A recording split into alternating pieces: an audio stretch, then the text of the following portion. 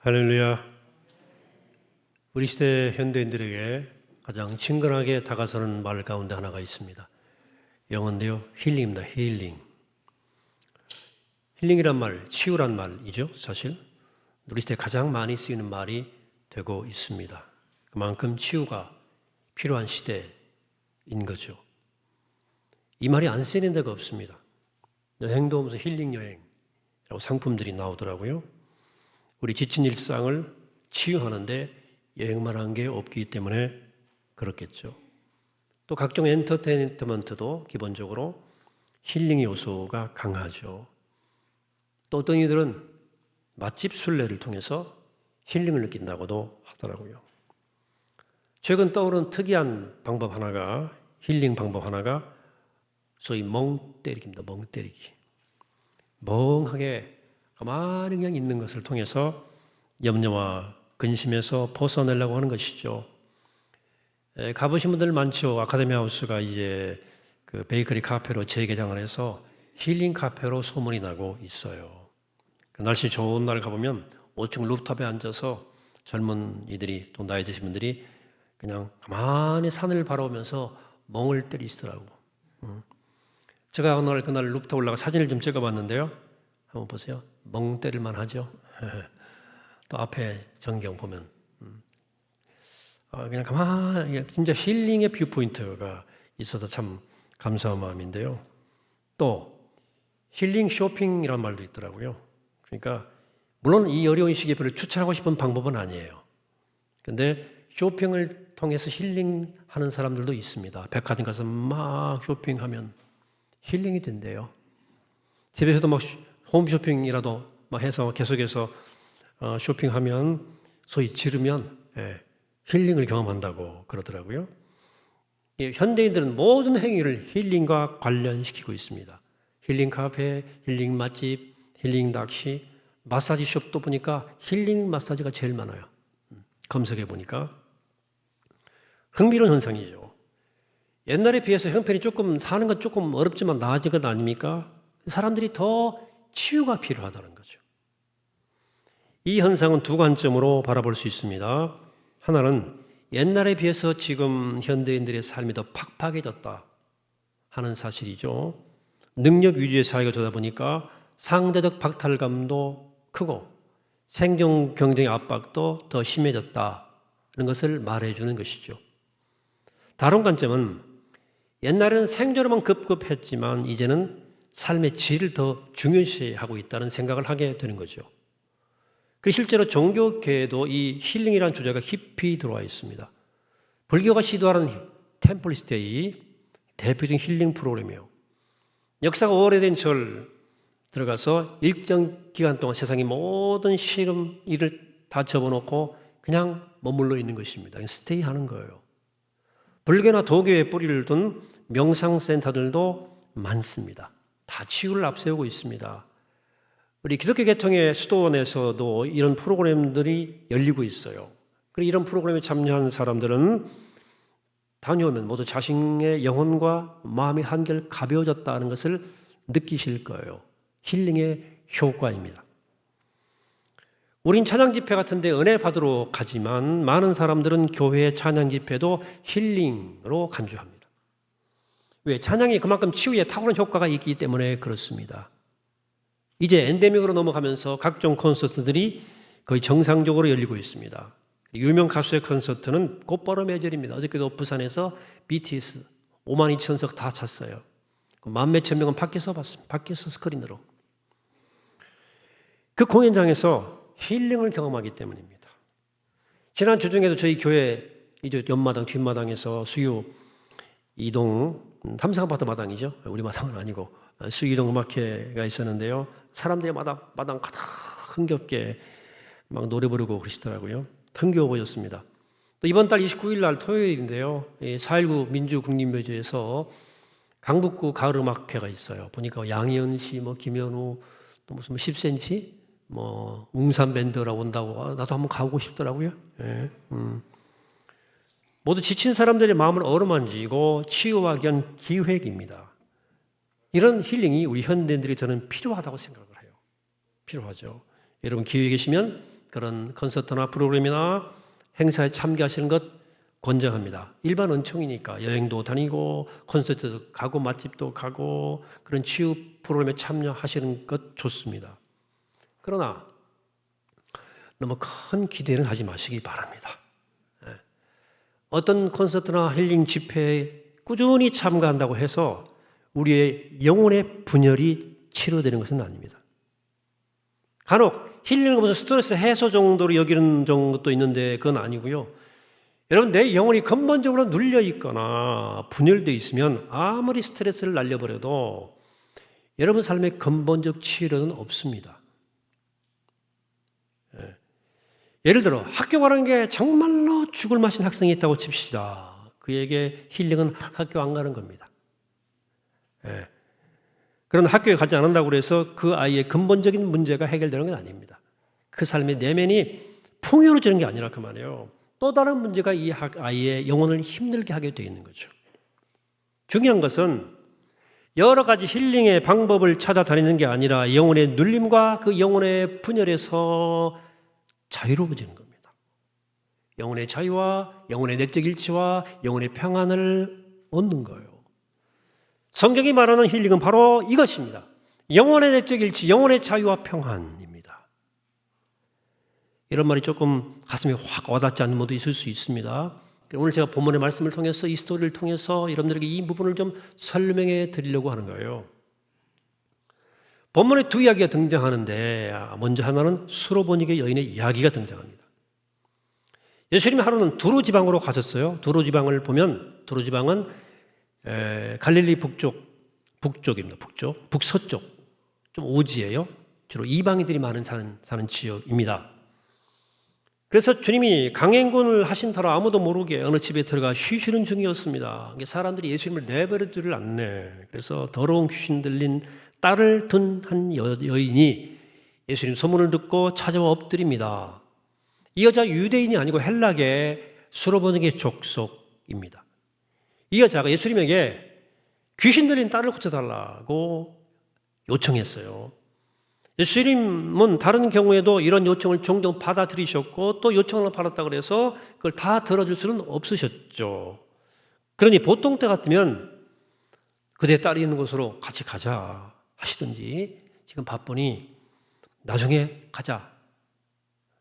또 이미 고침받을 줄 알아라 이렇게 말씀하셨어야만 하는데 이번 경우에는 주님께서 예상치 못한 말씀을 툭 던지는 거예요. 27절입니다.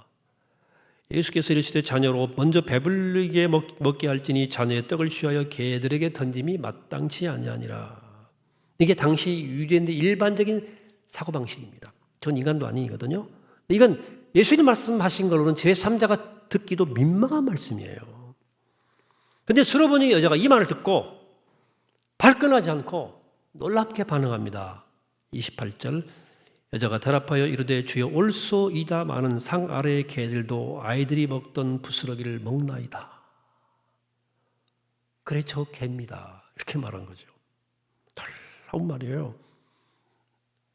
놀라운 말입니다. 그 다음에 예수님의 말씀도 놀랍죠. 29절 같이 읽습니다. 시작.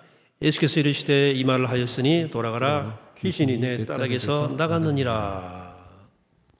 그리고 이 여자가 집에 돌아와서 보니까 아이가 침상에 누워있기는 한데 주실이 나가서 정신이 말짱했다고 오늘 복음서는 증언합니다. 우리의 이해를 넘어서는 놀라운 일이 지금 일어난 거거든요. 여러분 이 일이 실제로 일어났겠죠?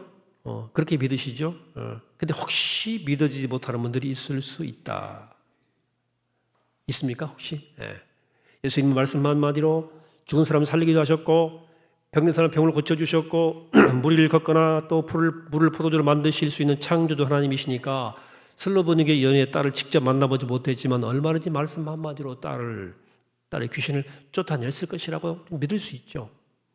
반면에 이를 있는 그대로 좀 못 받아들이는 사람들이 있을 수 있어요. 이 상황 자체에 대해서 뭐 그럴 수 있다고 생각해요. 이해할 수 있고요. 왜냐하면 당시 사건은 요즘처럼 영상으로 촬영된 게 아니에요.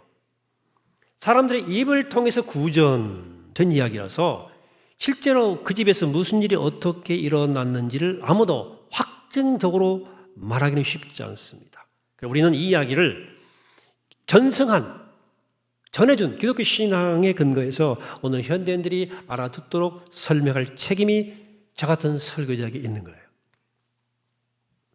저는 딸의 귀신이 나간 것은 분명해요. 즉 정신이 치료된 것은 분명해요. 근데 그 일이 수로보니게 여인이 집으로 돌아간 즉시 일어났다고 단정짓지 않는 분들의 견해에 대해서 저는 그럴 수 있다고 생각해요. 그런 사람들이 있어요. 그러니까 여자가 집에 돌아와서 딸을 보았을 때 여전히 침상에 누워 있었다는 거거든요. 즉시 치료되었다면 침대에서 벌떡 일어나 있어야 되는데 그냥 누워 있을 필요가 없을 거 아니냐는 생각이 가능합니다. 이 딸이 일정한 세월이 흘러서 제정신으로 돌아온 것이라고 봐도 성경을 전혀 잘못 읽은 것은 아니다. 왜냐하면 현대 정신과학이 발전하면서 정신이 온전한 사람과 그렇지 못한 사람의 경계가 불분명해요. 크지 않다고 말입니다. 겉으로 멀쩡한데 속으로 여전히 망가진 사람이 있다니까요. 내면과 정신이 병들어 있어 여전히 그 상태를 단번에 못 벗어나는 경우가 있습니다. 점진적으로 벗어나는 거죠. 우울증이 하루 없어집니까? 노이로제가 하루 없어지고. 이렇게 마음이 병들고 영혼이 병든 것, 영혼이 뒤틀려 있는 것, 귀신 들린 것 맞아요. 그런 사람들은 상태가 조금 좋아지면 일상생활을 할 수도 있기도 하고 조금 나빠지면 그게 안 됩니다. 상태가 오락가락해요. 이 이야기에 나오는 딸도 비슷한 상황일 수도 있습니다. 근데 여기서 수로보니게 여자의 역할이 중요해요. 그녀는 딸에게서 귀신이 나갔다는 예수님 말씀을 그대로 믿고 받아들였습니다. 이후로 딸을 향한 그 어미의 시각이 완전히 달라졌어요. 나았다는 시각으로 딸을 대하기 시작한 거예요. 넌 다 나았다 이제. 그러면서 딸은 자기도 모르게 엄마의 시선을 통해서 점점 변하기 시작했고 어느 시점에서 완전히 치료가 됐다고 믿습니다. 저는 이야기를 이렇게 읽을 수도 있다고 생각하는 거예요. 왜? 우리 현실에서 이런 식으로 서서히 일어나는 영적 변화가 훨씬 많기 때문입니다. 자, 어쨌든 여기서 핵심은 예수 그리스도의 구원의 빛이 유대인만이 아니라 이방 사람들에게도 비추었다는 사실이죠. 두 번째 얘기, 7장 31절 이하의 얘기 나오는데요. 예수님이 이제 다시 두로와 시돈을 거쳐서 갈릴리로 이렇게 다시 호수 쪽으로 지도 다시 보여주셔야죠. 여기서 이렇게 해서 시돈 가셨다가 대가벌리 가셨다가 갈릴리로 다시 가신 거거든요. 그 본문에 나온 대로 보면 여기 사람들이 갈릴리 호수 근처에서 귀먹고 말 더듬는 자를 데리고 와서 예수님에게 안수해달라고 그랬어요. 수레보니게 여인의 딸은 그냥 귀신 들린 것으로만 나오지만 여기는 구체적으로 청각장애로 특정되어 있습니다. 근데 당시 사람들은 이런 장애도 귀신 들린 것으로 여겼어요. 이런 생각도 크게 틀리지 않은 것은 인간의 생명을 위축시키고 인간의 생을 파괴시키는 힘이 귀신이기 때문에 그래요. 현대인도 온갖 귀신에 사로잡혀 삽니다. 권력과 돈의 힘으로 남이나 자신의 삶을 파괴시키고 있다면 그게 바로 귀신 들린 거예요. 삶을, 인간의 생명을 파괴시키는 모든 영적 실체는 귀신 들린 거예요. 예수님 사람을 따로 데리고 가셨어요. 따로 손가락을 그 양 귀에 놓고 침을 뱉어서 그의 혀에 손을 대었다고 말씀하십니다. 당시 사람들은 사람의 침을 특별한 치료 효과가 있다고 생각했습니다.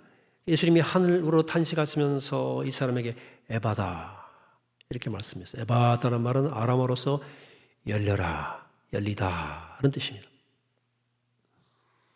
앞에 나온 귀신 들린 이 여자의 딸과 치료와 너무 차이가 나는 힐링 퍼포먼스가 장대히 펼쳐져요. 성경 기자는 그의 귀가 열리고 혀에 진 것이 풀려 말을 분명히 하게 되었다고 당시의 상황을 설명합니다. 그게 34절입니다.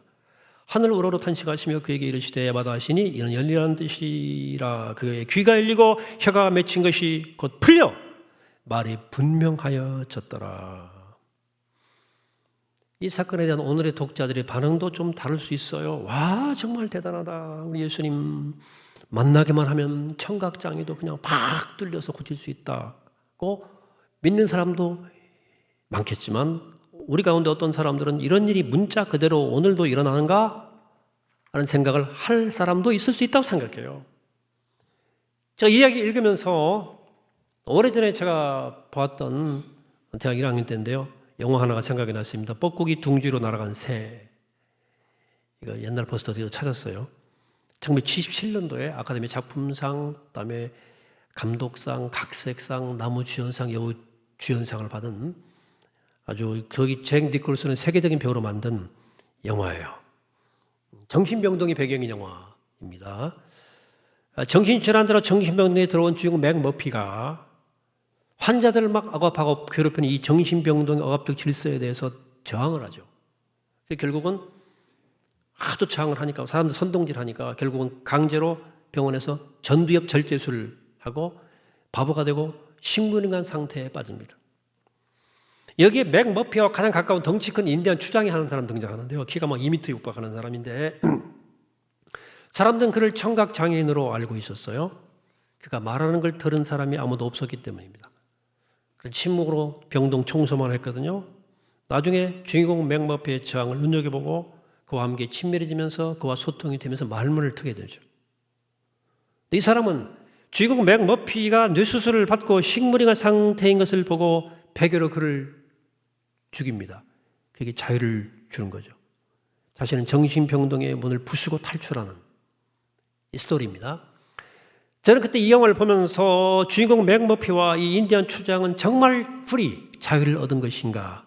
라고 하는 신학적 물음을 던져본 적이 있습니다. 자, 오늘 본문에 나오는 이 사람이 어떤 연으로 듣지 못하고 말을 못하게 되었는지 우리는 몰라요. 성경은 그저 예수님께서 그가 다시 듣게 되었고 말할 수 있게 되었다는 것만을 증언합니다. 요즘은 청각장애라고 해도 훈련을 통해서 약간 어느 정도 말을 배울 수 있다고 그러더라고요. 청각장애 또 언어장애에 이르는 이유도 여러 가지입니다. 그 중에 하나, 사람이 기가 막힌 일을 당해서 일시적으로 실어증에 빠질 때가 있습니다. 기가 막힌 일을 당할 때 말을 잃어버릴 수가 있어요. 실어증.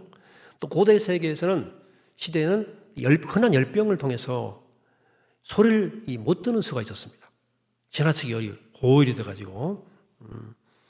그래서 소리로부터, 근데 그런 소리로부터 이렇게 단절될 수밖에 없는 어떤 근원적 문제가 해결이 됐어요. 들렸어요. 소리를 다시 찾았습니다. 근데 예수님을 실제로 만나는 사람들, 경험한다면 이런 일이 일어날 수 있다는 것입니다. 그러니까 귀가 있어도 듣지 못하는 어떤 근원적인 문제가 해결되는 일이 지금도 계속 일어난다. 일어날 수 있다. 사랑하는 여러분, 사실 육체적인 청각장애를 치유하는 것도 중요하지만 영적인 청각장애를 치유하는 것이 더 근본적인 문제입니다.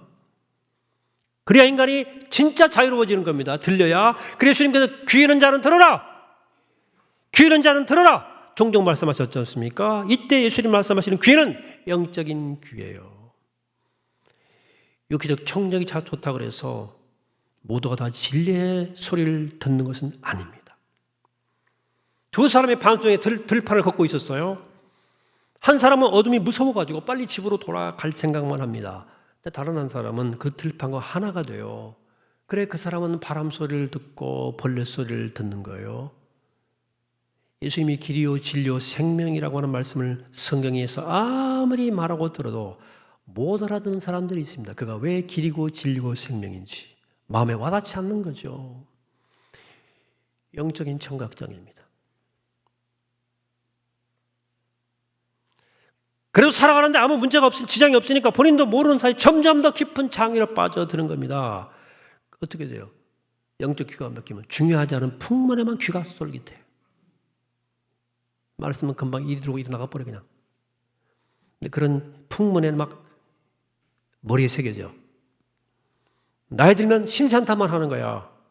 여러분 어때요? 근데 예수님이 이 사람들에게 이번에 일어난 일을 소문내지 말라고 경고하셨어요. 일반적으로는 이런 일을 많은 사람들에게 알도록 선전해야 할 거 아닙니까? 예수님은 자신이 기적을 일으키는 사람으로만 오해받으실까 봐. 근데 그 일을 목격한 사람들은 예수님이 경고에도 개의치 않고 더 널리 전파했다. 그들은 그렇게 할 수밖에 없었습니다. 그 위에 관해서 본문 37절 이렇게 묘사했습니다. 사람들이 심히 놀라 이르되 그가 모든 것을 잘하였도다. 못 듣는 사람도 듣게 하고 말 못하는 사람도 말하게 한다 하니라. 사람들이 깜짝 놀랐대요. 모두. 여러분, 사람들은 종종 놀라며 살아갑니다.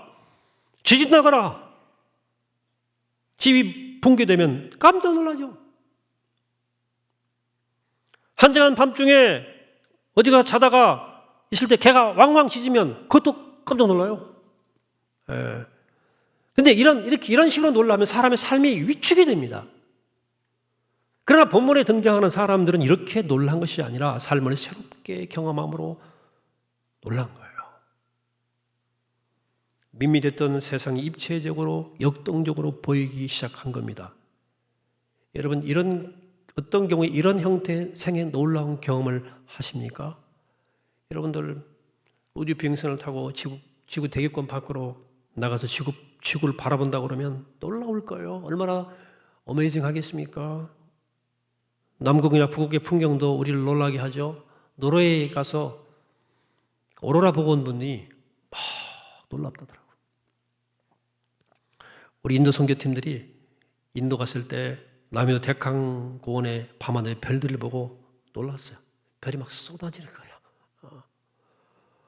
미얀마 꼴로의 밤하늘도 별이 막 쏟아지는 거예요. 놀라는 거거든요. 생생한 경험이죠. 우리가 평소에 익숙하게 알던 것과 전혀 다른 장면이 펼쳐지는 거거든요. 그런데 우리가 볼 수 있는 눈과 들을 수 있는 귀만 있다면 이렇게 특별한 풍경만이 아니라 우리의 소소한 일상에서도 이런 놀라운 경험을 할 수 있습니다. 우리가 지금 지나는 계절은 가을이죠. 벌벌레 소리가 너무 자주 들리는 계절입니다. 주중에 날씨가 기온이 떨어진대요. 아침에 보세요. 풀잎의 끝에 달린 이슬방울도 우리를 깜짝 놀라게 하기에 충분합니다. 놀라워요. 큰 노력 기울이지 않아도 우리 영혼은 놀라운 경험을 얼마든지 가능합니다. 어린아이의 눈동자를 볼 때 놀랍잖아요. 놀랍습니다. 저 이번에도 갓난아기 눈동자를 보는데 그냥 놀랍더라고. 이건 돈이 많다고 경험할 수 있는 것이 아니에요. 가장 생애 놀라운 경험은 하나님의 경험에서 주어져요. 하나님 경험에서부터 오는 겁니다. 오늘 본문에 나온 사람들이 바로 그 경험을 한 거예요. 그들은 예수님에 의해서 어느 청각장애인이 치유되는 사건을 목격한 거예요. 듣지 못하는 사람이 듣게 되었고 못 보는 사람이 보게 되었어요. 초대교회 그리스도인들은 어떤 다른 사람이 아니라 바로 자기들에게서 이런 일이 일어났다는 심정으로 이야기를 서로 나누고 전승한 겁니다. 그들은 예수님을 통해서 생명의 소리를 들은 거예요. 예수를 통해서 생명의 말을 전하게 된 거예요.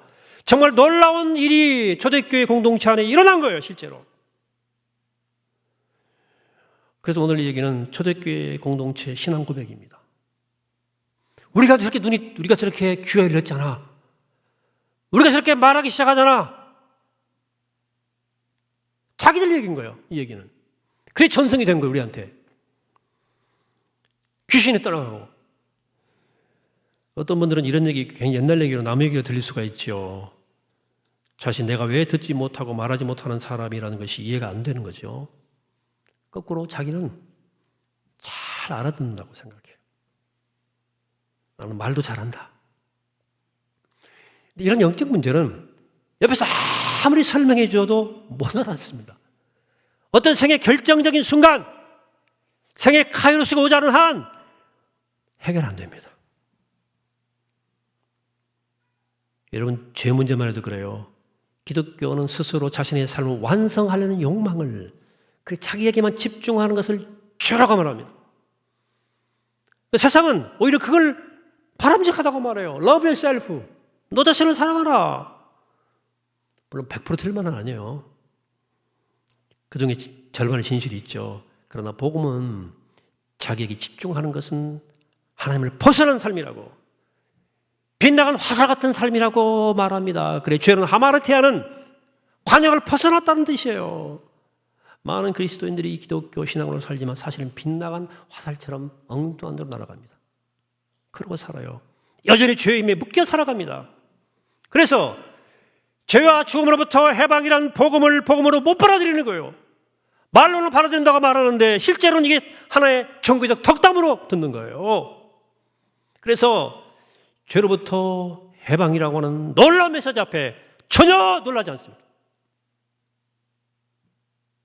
놀라움이 없어요. 복음 앞에서. 안타깝게 짝이 없습니다. 사랑하는 여러분, 저는 여러분들 모두 지금 정말 소중한 삶을 사는 거예요. 우린 단 한 번의 인생을 사는 겁니다. 잘 살아야 됩니다. 아름답게 살아야 됩니다. 마음이 아픈 삶을 살면 안 돼요. 치료받아야 돼요. 그리고 여러 가지 면에서 힐링이 필요해요. 치유가 필요합니다. 그러나 값싼 위로나 잠시의 안락함은 치유가 아닙니다. TV가 제공하는 오락과 유튜브가 제공하는 정보와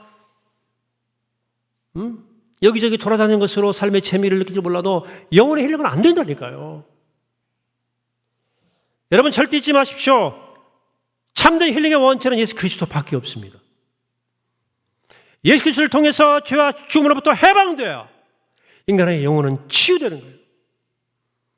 우리가 죄와 죽음으로부터 해방되지 않는 한 여러분 생에 치유는 없습니다. 그런 종교가 있다면 그것은 마약일 뿐입니다. 속임수라고요. 예수 그리스도를 만나야 우리는 우리의 영혼의 눌림에서 자유함을 얻습니다. 복음을 만나야 우리는 나를 억누르는 내 마음과 정신을 분열시키는 이 귀신들로부터 해방됩니다.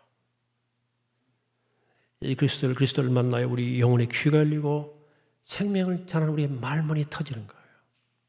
바라기는 오늘 내 딸이 낳았다고 하는 그리스도의 자유의 선을 들은 이 수로보는 여인과 그의 딸처럼